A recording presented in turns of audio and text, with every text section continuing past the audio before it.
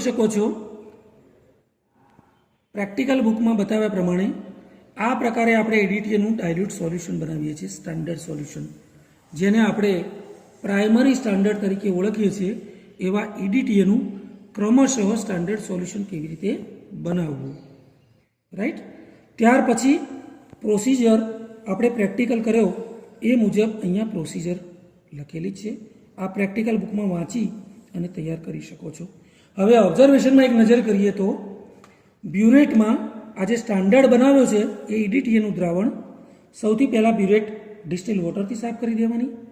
ત્યાર પછી એડીટીએથી બ્યુરેટને રિન્સ કરી દઈશું અને 0 કાપા સુધી બ્યુરેટને કમ્પ્લીટલી ભરી દઈશું અને એમાં એર બબલ વગેરે પણ દૂર કરી દઈશું અને 0 કાપો સેટ કર્યું.